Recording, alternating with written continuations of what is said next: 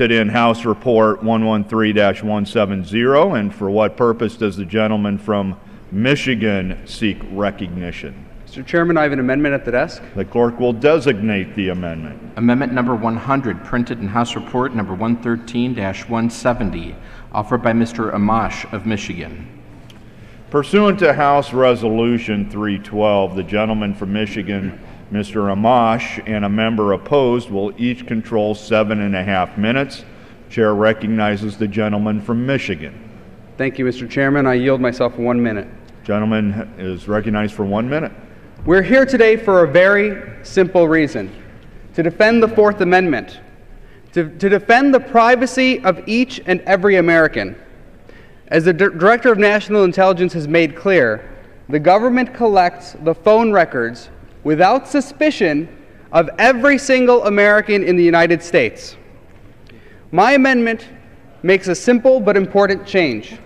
It limits the government's collection of those records, to those records that pertain to a person who is the subject of an investigation pursuant to Section 215.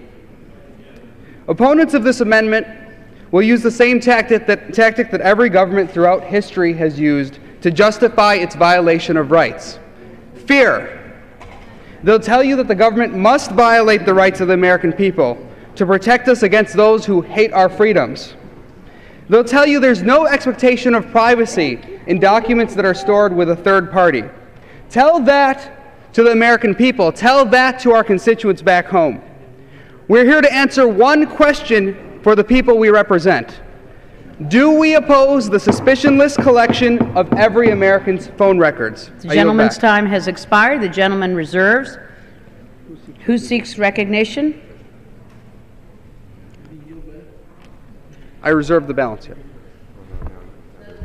From Florida, seek recognition. I rise to claim time in opposition to the gentleman amendment. is recognized for 7.5 minutes. I'm very happy to yield 3 minutes to the gentleman, very distinguished chairman of the House Intelligence Committee, gentleman from Michigan, Mr. Rogers.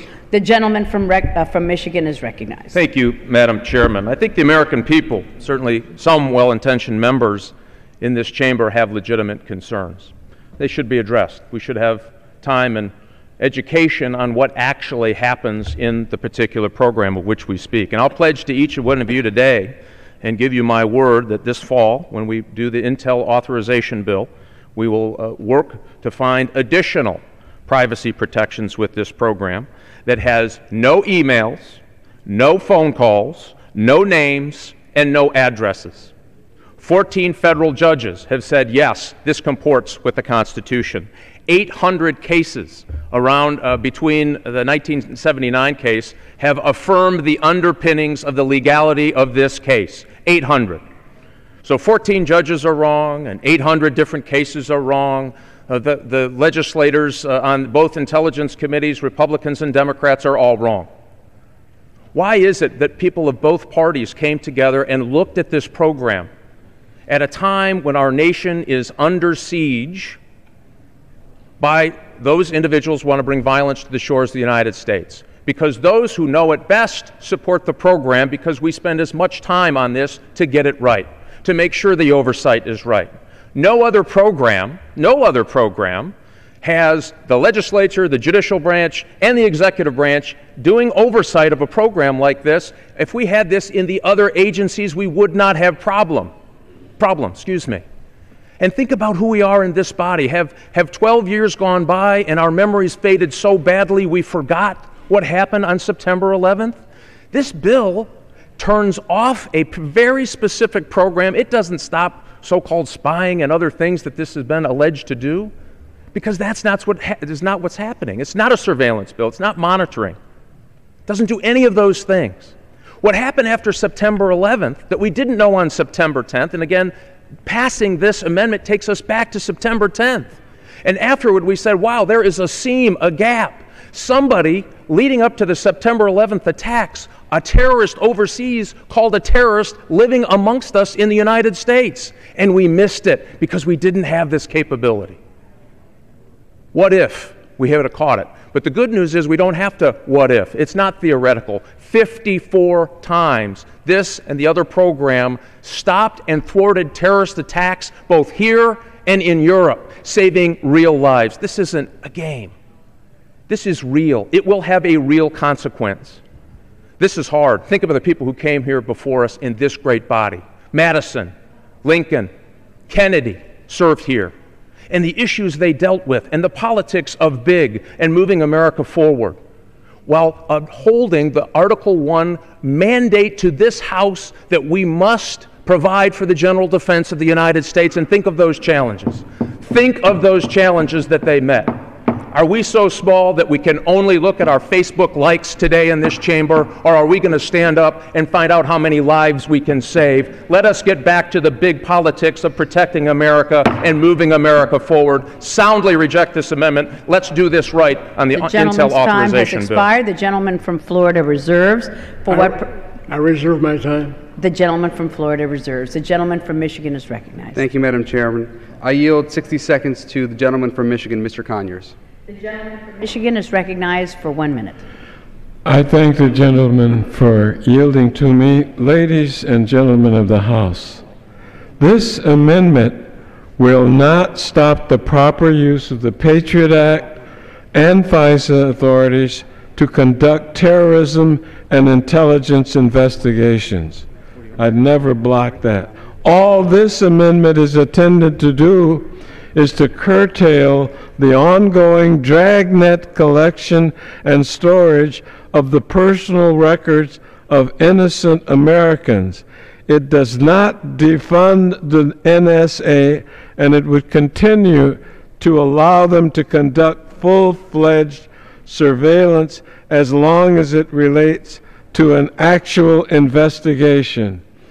Our joining together on this bipartisan amendment demonstrates our joint commitment to ensuring that our fight against terrorism and espionage follows the rule of law and the clear intent of the statutes passed by this Congress. I urge my colleagues on both sides of the aisle to vote for this amendment. The gentleman from Michigan's time has expired. The gentleman from Michigan is reserves. The gentleman from Florida is recognized. I am very happy to yield 2.5 minutes to the gentlelady from Minnesota, Ms. Bachmann. The gentlelady from Minnesota is recognized for 2.5 minutes. I thank the gentleman from Florida, and I thank the Speaker. Thank you, Madam Speaker.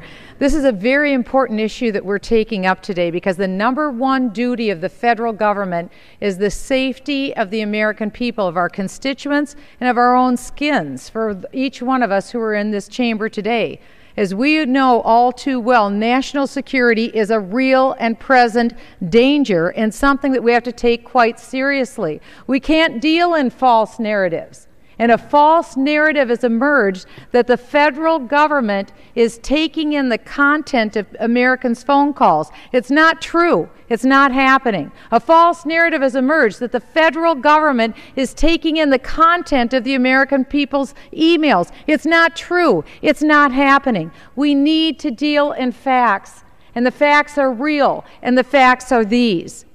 The only people who have benefited from the revelation of classified information by someone who worked for this government, who intentionally and unauthorized declassified some of the most sensitive national security information that we have. The only result is that those who are engaged in Islamic jihad will have been benefited, and those that we seek to protect have not. Consider this. There is more information contained in the phone book that sits at home on your kitchen counter about each one of us than the information that is in the national security database that we're talking about today. Your name, your address is in the phone book. Your name, your address is not in this national security database. No other nation in the world has the advantage that the United States of America has on national security. No other nation. And we, by this amendment today, would agree to handcuff ourselves and our allies by restricting ourselves. Let it not be. Let us not deal in false narratives. Let us deal in facts that will keep the American people safe. When you look at an envelope, when a letter is put in the mail, is there a privacy right as to what's been written on that envelope? No, there isn't. Where there is a privacy right is what's contained inside that envelope. That's a Fourth Amendment right. Is there a Fourth Amendment right to the record that you called someone on a certain day? No, there isn't. That's a record. But there is a Fourth Amendment right to what's in that phone call. Let's deal in reality, not in false narratives. And I yield back. The gentlelady's time has expired. The gentleman from Florida reserves. I reserve my time. The gentleman from Florida reserves. The gentleman from Michigan is recognized. I yield 1 minute to the gentleman from Wisconsin, Mr. Sensenbrenner. The gentleman from Wisconsin is recognized for 1 minute. Thank you very much, Madam Chair. I rise in strong support of the Amash Amendment, and I do so as the person who is the principal author of the Patriot Act in 2001, who got that law through quickly after 9/11, and who supported and managed the 2006 reauthorization. Let me make this perfectly clear, that unlike what we've heard from speakers on the other side of this issue, this amendment does not stop the collection of data under Section 215 to people who are subject to an investigation of an authorized terrorist plot. What it does do is prevent the collection of people who are not subject to an investigation. Now, relevance is required in any type of a grand jury subpoena or a criminal collection of data for a criminal trial. This goes far beyond that and what the NSA is doing. The time has come to stop it, and the way we stop it is to approve this amendment. Gentleman's time has expired. The gentleman from Michigan I reserve the balance. reserves. The gentleman from Florida is recognized. I continue to reserve. The Madam gentleman Chair. from Florida continues to reserve. The gentleman from Michigan is recognized. I yield 30 seconds to the gentleman from Colorado, Mr. Polis. The gentleman from Colorado is recognized for 30 seconds. I thank the gentleman from Michigan for his leadership on this important issue. Reports of the NSA surveillance program have broad and far-reaching consequences. Many Americans feel that our fundamental liberties as a country and our constitutional rights is threatened. In addition, it has ruined and hurt our reputation abroad, threatening our trade relationships with allies, threatening American jobs as a result, and putting in danger our cooperative security relationships that we need to fight the war on terror. The responsible thing to do is show some contrition. Let's pass this amendment. Let's make sure that we can have a practical approach that show that protecting our liberties and securities are consistent and critical for the United States of America. I urge a yes vote, and I yield back the balance of my time. The gentleman's time has expired. The gentleman from Michigan I reserve the balance of my time. reserves. The gentleman from Florida is recognized. Oh, I continue to reserve. The gentleman from Michigan. I yield 30 seconds to the gentleman from South Carolina, Mr. Mulvaney. The gentleman from South Carolina is recognized for 30 seconds. Here's the question. It's a question of balancing privacy versus security. It's a question beyond that. It's a question of who will do the balancing. Right now, the balancing is being done by people we do not know, by people we do not elect, and in large part right now by somebody who has admitted lying to this body in a hearing. That's wrong. We should be doing the balancing. We were elected to do that, and we need to pass this amendment so that we can do the balancing, not folks that are not elected who we do not know. The gentleman yields back. The gentleman from Michigan I reserve the balance of my time. reserves. The gentleman from Florida is recognized. I continue to reserve, Madam Gentleman Chair. from Florida reserves. The gentleman from Michigan. May I inquire as to how much time remains? Yes, sir. The gentleman from Michigan has 3.5 minutes remaining. Thank you, Madam Chair. I yield 30 seconds to the gentlewoman from California, Ms. Loughran. The gentlelady from California is recognized for 30 seconds. I want to talk about the much ballyhooed oversight. Every year there is a report to the Judiciary Committee, an annual report on Section 215. This year the report was 8 sentences, less than a full page. To think that the Congress has substantial oversight of this program is simply incorrect. I cannot match Mr. Sensenbrenner's brilliant remarks, but I do agree that when we wrote the Patriot Act, Relevance had a meeting, and I would ask unanimous consent to place in the record a letter to Mr. Sensenbrenner from the Department of Justice that basically says because 300 inquiries were made, the records of every single American became relevant. And her That's unanimous a joke. consent request will be considered under general leave. The gentleman from Michigan? I yield 30 seconds to the gentleman from Texas, Mr. Barton. The gentleman from Texas is recognized for 30 seconds. I thank the gentleman. I ask unanimous consent to revise and extend. Without objection. Madam Speaker, this is not about how sincere the NSA people are in implementing this technique. It is not about how careful they are. It is whether they have the right to collect the data in the first place on every phone call, on every American, every day.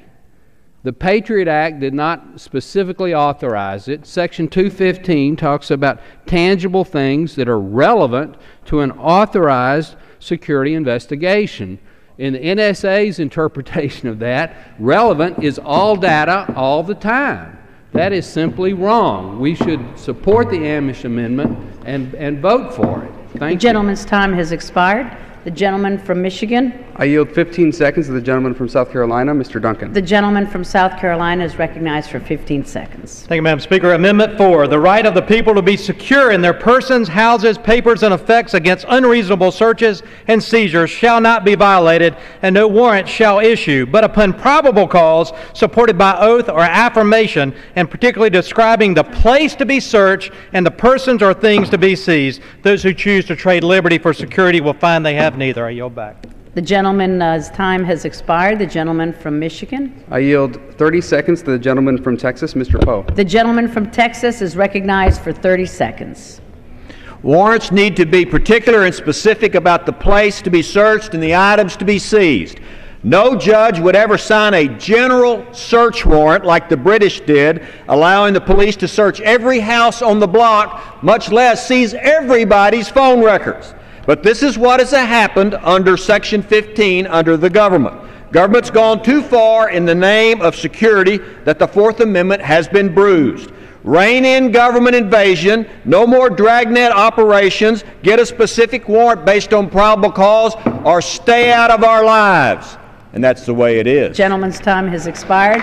The gentleman from Michigan is recognized. I yield 30 seconds to the gentleman from New York, Mr. Nadler. The gentleman from New York is recognized for 30 seconds. Madam Chairperson, this amendment stops the government from misusing Section 215 to engage in the dragnet collection of all of our personal telephone records.